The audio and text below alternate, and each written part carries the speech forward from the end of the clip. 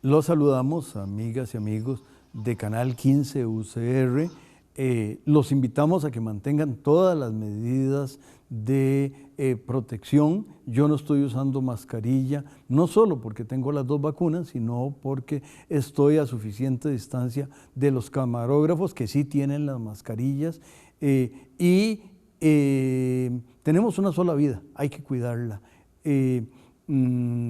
Tenemos el privilegio de tener a doña Carolina Retana, una de las gerentes de la Contraloría General de la República y que participó de manera importante en la más reciente memoria que la Contraloría presentó a la Asamblea Legislativa en mayo pasado se refiere a un gran tema, el costo de COVID. Y bueno, el país no estaba preparado, no puedo decir que hace un año, porque tendría que decir algo así como hace 15 meses, a nadie se le había ocurrido, ni siquiera la palabra COVID se empezaba a usar, de manera que 2020 fue el año de las sorpresas y sorpresas por todo lado, y se actuó, pero el ojo contralor, el logo de la Contraloría es un ojo, el ojo contralor está ahí, y me parece que doña Carolina jugó un papel fundamental y lo seguirá tomando en ese ojo observador de los costos de COVID. Por favor, doña Carolina. Un saludo, don Juan. Sí, en realidad el tema del COVID desde la Contraloría lo hemos visto, y yo creo que esto es algo compartido, una visión compartida, como un evento disruptivo. Completamente nos dio como un sofollón, vino a darnos de verdad que nos movió el piso, ¿verdad? Para repensar las cosas, para tener que reconfigurarnos y reconfigurarnos aceleradamente. Y eso, por supuesto, que implicó un gran desafío para la hacienda pública, que es justamente por lo que vela la Contraloría General. De manera que para esta memoria anual del año 2020 no podíamos abarcar otro tema si no era ese, ¿verdad?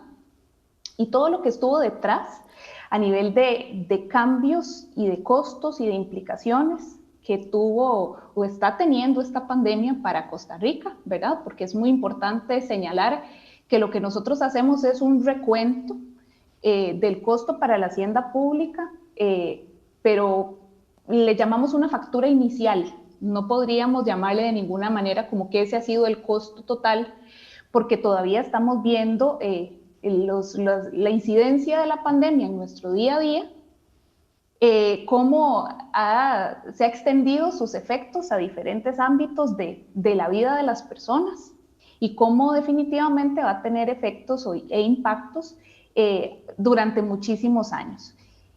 Y bueno, particularmente no solo es importante por todo lo que implicó el año pasado, sino porque esta pandemia nos encontró en un momento fiscal muy vulnerable, ¿verdad? Entonces, estamos hablando de que los pocos espacios fiscales que teníamos para, como sector público, que administra la hacienda pública, para poder dar calidad de vida al ciudadano y a las ciudadanas, ¿verdad? Para poder atender los requerimientos públicos, se vio aún más mermado con la situación de pandemia. Entonces, la Contraloría sí adquirió el propósito de poder dar un dato, ¿verdad? Una aproximación en realidad, porque es un dato en realidad conservador de cuánto ha sido el costo, ¿verdad? Por lo menos al 2020 de la pandemia, ¿verdad? Y cómo se ha financiado. Esto desde el mensaje Contralor que se lanza, ¿verdad? Esto es un mensaje que lanza doña Marta particularmente a la Asamblea Legislativa en temas importantes del acontecer nacional, y también que son importantes no solo en la inmediatez, ¿verdad? No solo en una lógica de lo que está aconteciendo en el momento, sino también desde una visión o proyectándonos hacia el futuro, con una lógica prospectiva. Tenemos que, o sea, esto es un evento que nos va a condicionar mucho las perspectivas de desarrollo futuro. Entonces, importante sí fue lanzar ese mensaje, ¿verdad?, a la Asamblea Legislativa.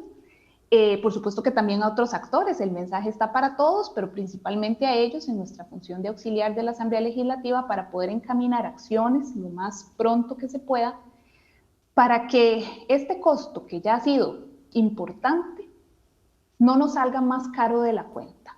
Entonces aquí quizás decir que dentro del propósito de este documento, como decíamos inicialmente, dar ese elemento de información, esa pieza de información de cuánto ha sido el costo, de cómo se ha financiado, ¿verdad? Y el costo para la hacienda pública directamente.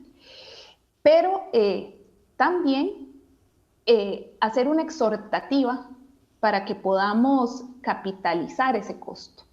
Es decir, sacar algo de lo que ya hemos venido viviendo a través del cambio, de lo que hemos podido ir experimentando y que ha sido bueno.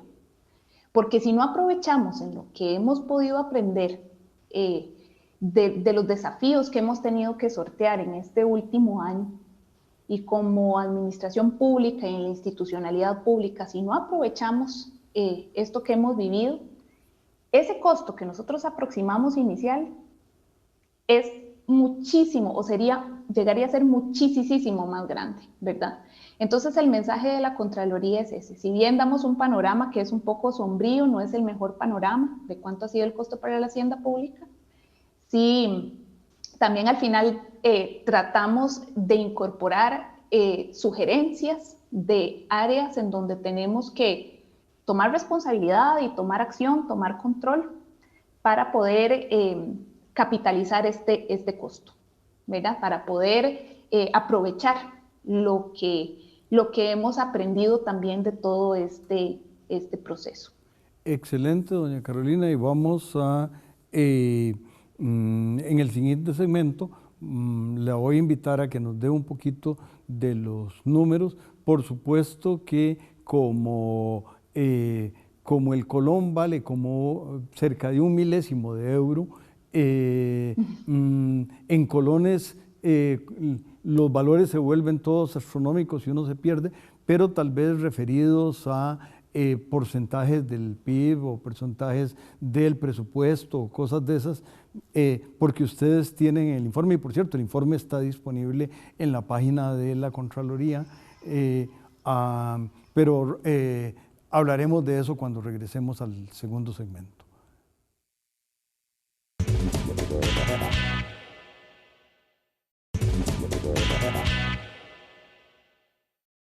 Continuamos, amigas y amigos, escuchando la experiencia y la información que la señora gerente, doña Carolina Retana, nos plantea sobre lo que la Contraloría vio y aprendió de COVID-19. Y tal vez, como usted lo decía en el primer segmento, hay un ámbito de los costos que se dieron y por cierto, el mundo de ustedes es el mundo de toda la administración pública. Por ejemplo, están las 81 o 82 municipalidades, más los consejos, más todas las, más todo lo que es del Estado, y la interacción del Estado con el resto de la sociedad, por supuesto, pero ustedes miran el Estado y luego la siguiente pregunta, que está muy bien enfocada en el documento de ustedes, es, bueno, ¿y cómo se pagó eso? Empecemos por los costos, por favor, doña Carolina. Demos un poquito números sin marear a la teleaudiencia. Claro, ese primer reto estuvo en la estimación del costo. ¿Cómo lo hicimos? Nosotros utilizamos una metodología de estimación de desastres. En realidad no hay una metodología en el mundo para aproximarse a temas de pandemia desde el costo de la hacienda pública, pero hicimos adaptaciones, ¿verdad? Buscamos marcos que ya se estuvieran promoviendo para poder acercarse a esas cifras. Y muy importante que esto es una visión a partir de los presupuestos públicos, de las instituciones de las que nosotros aprobamos y también de gobierno central.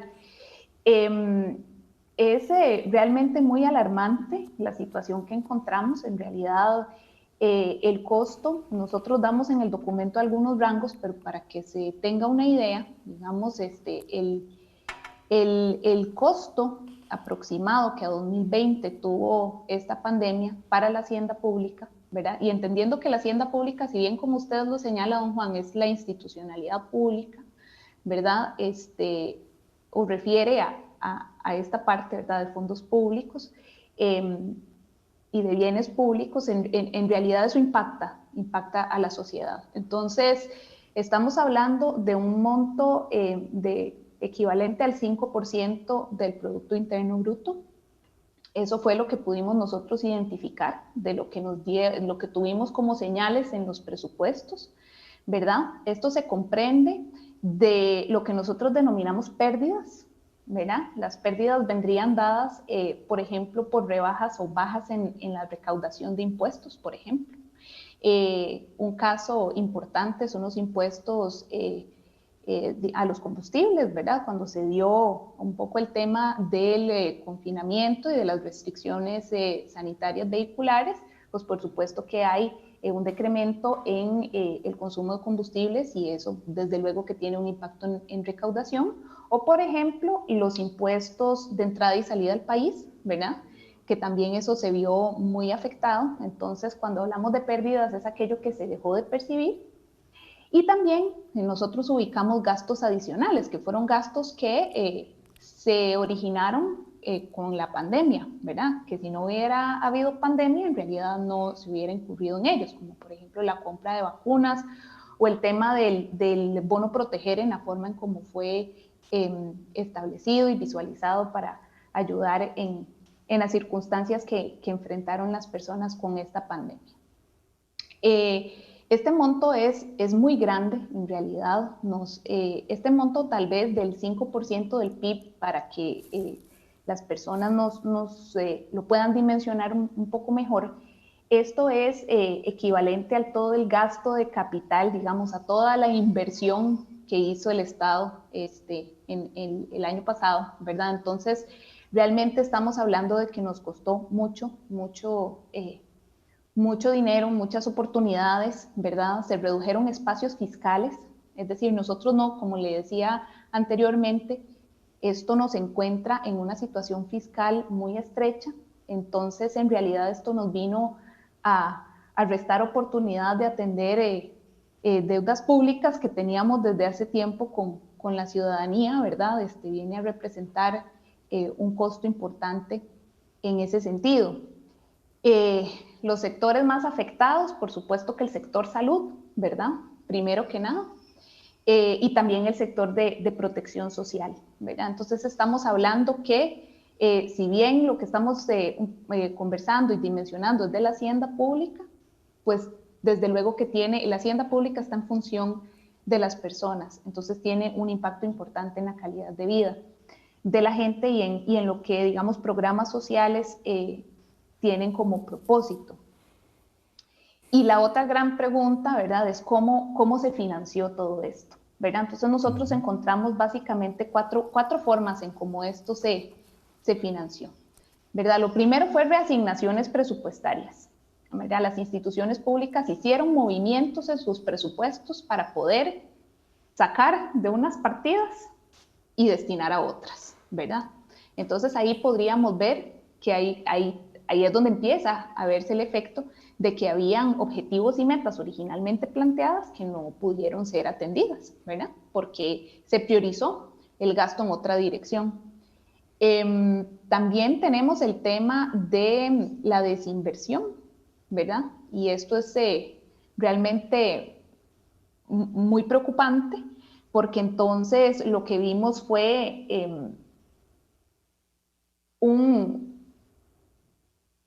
como un freno al tema de inversión en gasto de capital. Y aquí lo que tenemos que tener claro es que el gasto de capital es el que incide para el desarrollo. Cuando hablamos de gastos de capital estamos hablando de proyectos importantes, como por ejemplo proyectos de infraestructura, ya sea tecnológica, de carreteras, diferentes proyectos que el país necesita. Entonces tuvimos un impacto importante. Ahí hay un dato interesante que es que encontramos que 37 instituciones no ejecutaron más de 1.000 millones en gasto de capital. Entonces, realmente la afectación, ya viéndolo a nivel más micro, por instituciones que tienen un mandato y que se han propuesto desarrollar proyectos de capital, sí se han visto, eso se vio afectado, ¿verdad? Otro tema fue de cómo se financió, fue el tema del uso de préstamos externos, préstamos que se habían pedido con el Fondo Monetario y con la anterior Corporación Andina de Fomento para atender otras necesidades del país, ¿verdad? Tuvieron que ser canalizados más bien a la atención de las consecuencias de la pandemia, ¿verdad? Y también algunas instituciones que tenían superávit, ¿verdad? Que es para una mejor comprensión, las instituciones públicas tienen ingresos y tienen gastos y al final del periodo lo que les sobra, por decir así, vendría a ser el superávit. Las instituciones que tenían superávits también empezaron a tratar de sobrevivir con esos recursos. Pero ¿cuál es el problema con esto?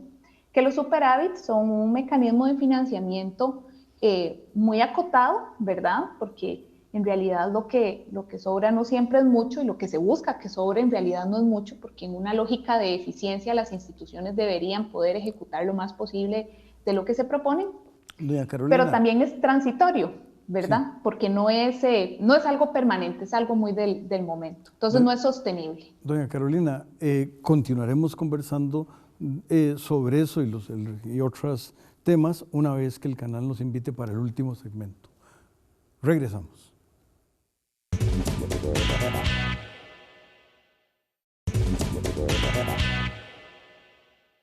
Continuamos, amigas y amigos de Canal 15, con doña Carolina Retana, gerente de la Contraloría, y estaba hablando de las distintas fuentes de financiamiento, cómo se pagó la cuenta de la vajilla que se quebró y se quebró sola, nadie la quebró, que es parte un poco del efecto COVID, digamos, a diferencia de un terremoto o a diferencia de una inundación. Nadie quebró nada, pero se quebró mucho.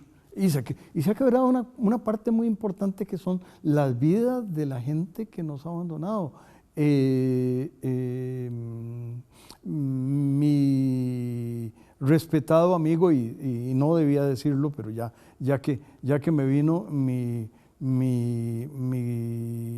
colega y admirado amigo don Francisco de Paula Gutiérrez, no directamente de COVID, pero de consecuencias y mucha gente en muchas familias, en muchos amigos, y eso por supuesto no está en la contabilidad, porque en la contabilidad está, y ahí está usted, doña Carolina, en el superávit. Por favor. Sí, señor. En realidad, lo que hablábamos del tema del superávit, sí, es un mecanismo transitorio y acotado, de manera que lo que dependa de ello, en realidad, no es exactamente una fuente sostenible de financiamiento, y nosotros hace además mucho tiempo que en el agregado no somos superavitarios.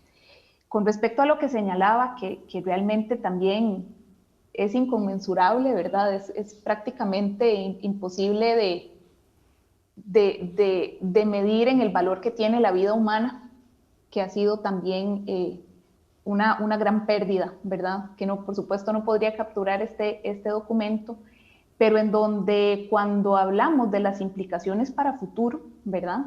Y vemos el tema en términos de de educación, en términos de las oportunidades para las personas, ¿verdad? De todo lo que ha acontecido, sí vemos un panorama que está complejo, ¿verdad?